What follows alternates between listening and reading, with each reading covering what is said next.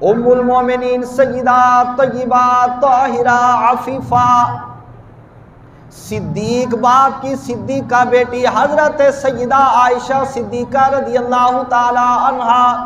اور حضرت سیدنا عبداللہ ابن عباس رضی اللہ تعالی عنہ حدیث پاک کو روایت کرتے ہیں،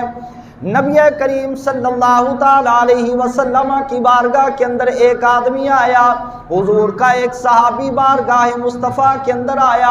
اور آ کر عرض کرنے لگا، یا رسول اللہ صلی اللہ علیہ وسلم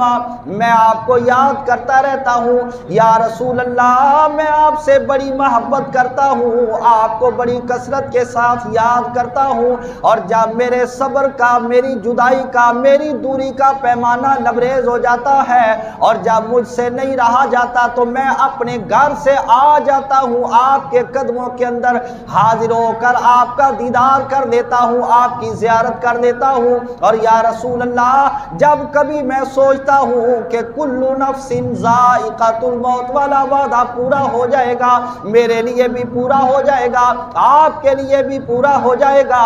یا رسول اللہ آپ بھی دنیا سے پردہ فرما جاؤ گے، میں بھی دنیا سے چلا جاؤں گا، جب قیامت کا میدان لگے گا اللہ رب العالمین فیصلہ فرمائے گا، آپ کی غلامی کی برکت سے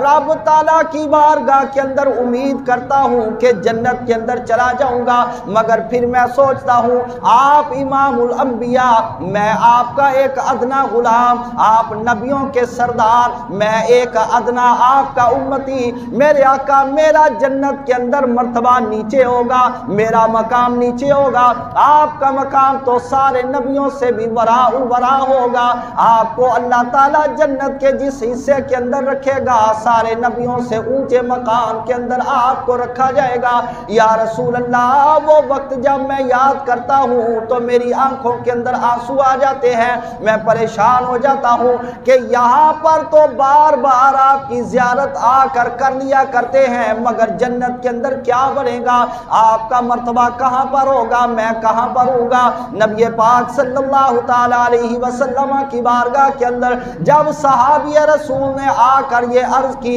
اللہ رب العالمین نے جبریل کو یہ آیت دے کر نازل کر دیا، یہ آیت دے کر بھیج دیا، جبریل امین آیت لے کر آ گئے، وَمَن يُطِعِ اللَّهَ وَالرَّسُولَ فَأُولَئِكَ مَعَ الَّذِينَ أَنْعَمَ اللَّهُ عَلَيْهِمْ مِنَ النَّبِيِّينَ وَالصِّدِّيقِينَ وَالشُّهَدَاءِ وَالصَّالِحِينَ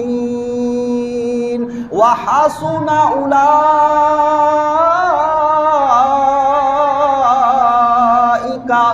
رفیقا۔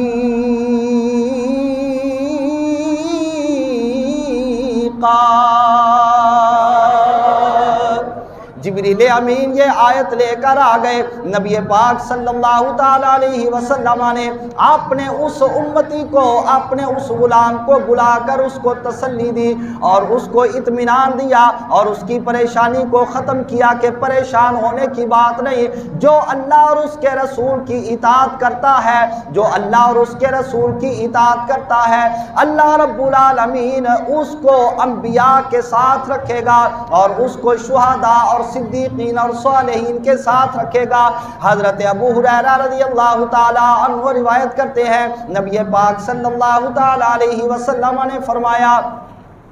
آقا نامدار علیہ السلام نے فرمایا، من اشد امتی لی حب الناس یکونون بعدی یود احدهم لو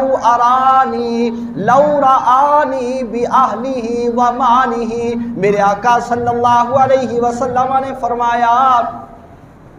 کہ جب میں دنیا سے چلا جاؤں گا، میرے دنیا سے چلے جانے کے بعد میری امت کے اندر مجھ سے اس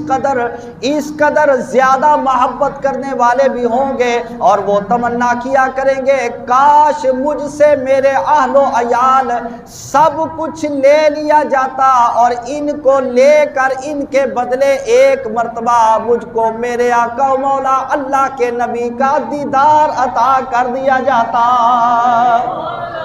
اور اتنی بات وہی کر سکتا ہے جس کے اندر اللہ کے نبی کی کمال درجے کی محبت موجود ہو۔ اسی واسطے شاعر نے قلم اٹھا کے لکھ دیا، نبی کی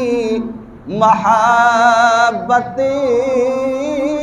بڑی چیز ہے، نبی کی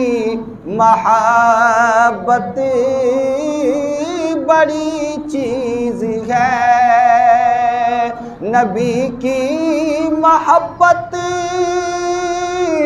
بڑی چیز ہے، خدا دے یہ دولت بڑی چیز ہے۔